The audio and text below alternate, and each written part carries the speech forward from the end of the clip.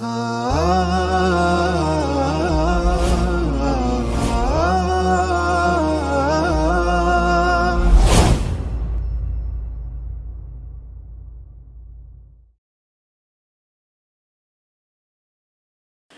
Allah pada kesempatan kali ini kita akan membahas seputar najis dan bagaimana cara mensucikannya.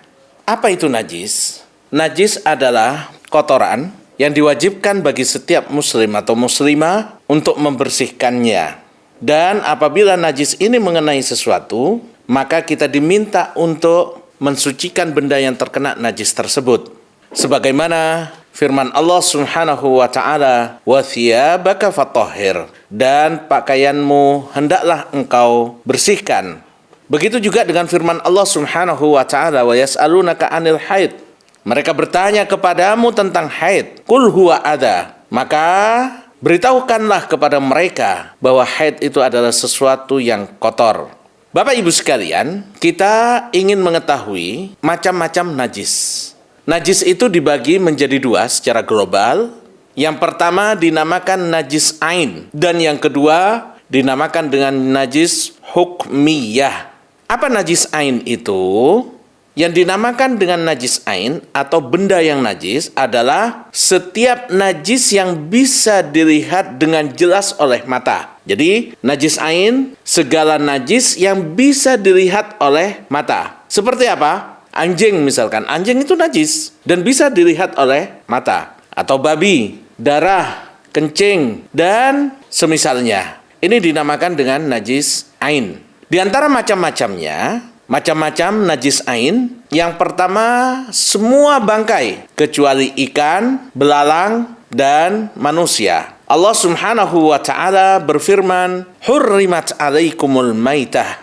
Diharamkan bagi kalian semua bangkai, tidak boleh dimakan. Nah, ini menunjukkan bahwa bangkai itu adalah najis. Termasuk ke dalam bangkai ini, bangkai itu hewan yang mati tanpa disembelih. Kalau ada misalkan ayam, kambing, atau sapi mati tanpa disembelih, maka dia adalah bangkai dan najis. Termasuk di dalamnya, wa ma uhilla li ghairillahi bihi, dan binatang yang disembelih dengan selain nama Allah.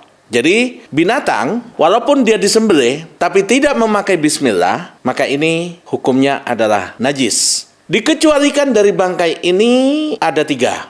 Yang pertama manusia, bangkainya manusia, orang yang wafat itu tidak najis. Allah Subhanahu wa ta'ala berfirman, "Walaqad karramna bani Adama wa hamalnahum fil barri wal bahr." Dan sesungguhnya kami telah muliakan anak-anak Adam. Di dalam sebuah hadis Rasulullah sallallahu alaihi wasallam menyatakan kepada Abu Hurairah, "Innal muslima la yanjus." Sesungguhnya seorang muslim dia tidak najis. Waktu itu Abu Hurairah sedang junub, lalu kemudian menghilang dari sisi Rasulullah sallallahu alaihi wasallam. Rasulullah menanyakan, merasa kehilangan, kemana Abu Hurairah? Setelah datang, Abu Hurairah bilang, "Ya Rasulullah, aku tadi dalam keadaan junub dan aku nggak suka sebelum mandi duduk denganmu." Kata Rasulullah, "Innal muslima la yanjus." Sesungguhnya seorang muslim itu tidak najis. Maka jenazah orang yang wafat itu tidak najis. Yang kedua, bangkai ikan paus dan belalang. Rasulullah sallallahu alaihi wasallam bersabda, "Uhillat lana maitatan." Telah dihalalkan bagi kita 2 bangkai. Apa itu? Al-hutu wal jarad, yaitu bangkai ikan paus dan belalang, bangkai ikan. Sebagaimana dalam hadis lain, huwa tahuru ma'uhu al-hillu maitatuhu. Sesungguhnya laut itu airnya suci dan bangkainya adalah halal. Maka bangkai ikan itu tidak najis, Bapak Ibu sekalian. Begitu juga dengan bangkai belalang, itu tidak najis. Jadi semua bangkai najis kecuali 3, yaitu manusia, bangkai ikan, kemudian belalang.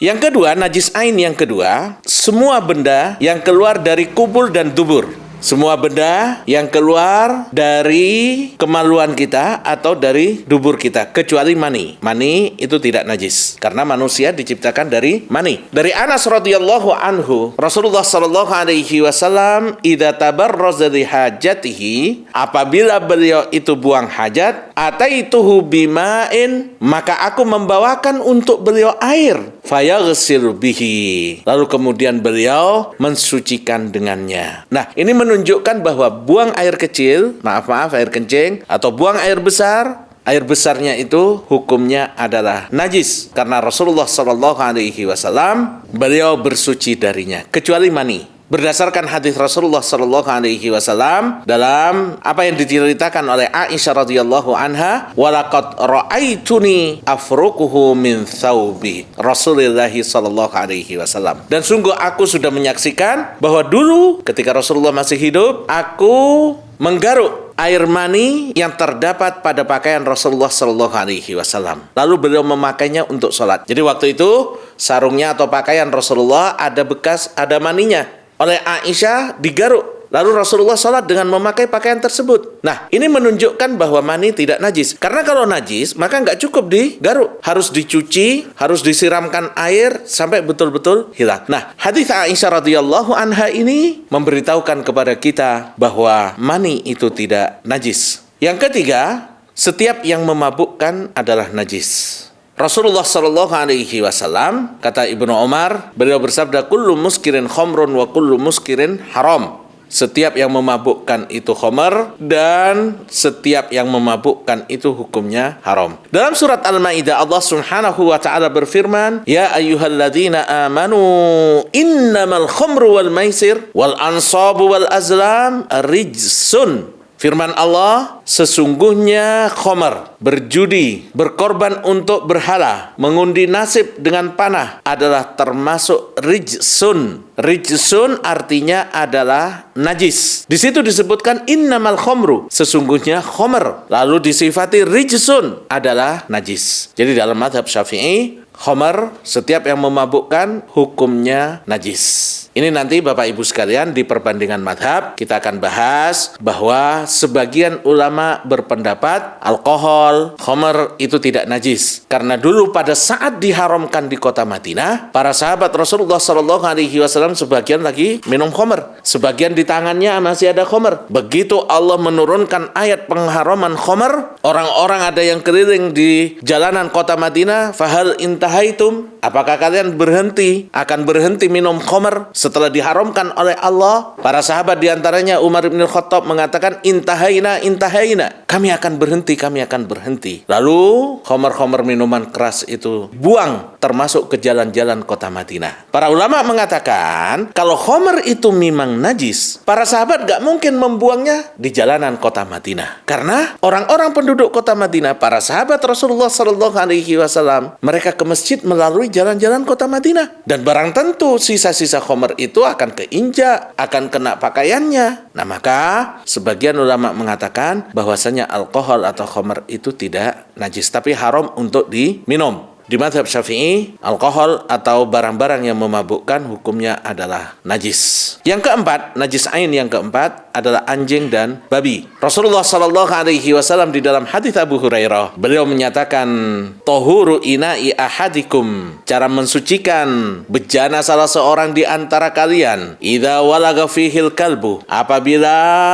dijilat oleh anjing, ayaghsilahu sab'a marratin, maka dia harus mencucinya sebanyak 7 kali cucian. Ulahunna, awalnya disucikan dengan memakai debu. Ini menunjukkan bahwa anjing itu haram, karena bejana yang dijilat saja oleh anjing itu harus dibersihkan bahkan sampai 7 kali. Innama harrama alaikumul maitata waddama wa lahmal khinzir, dan sesungguhnya Allah telah mengharamkan bagi kalian untuk memakan bangkai atau darah atau daging babi. Ini menunjukkan kenajisan daripada babi. Yang kelima, darah atau nanah, kecuali yang sedikit. Allah Subhanahu wa taala berfirman, qul la ajidu fima uhiya ilayya muharraman ala ta'imin yat'amuhu illa ayyakuna maitatan aw daman masfuha. Katakanlah aku tidak mendapatkan sesuatu yang diharamkan dari makanan kecuali bangkai atau darah yang mengalir.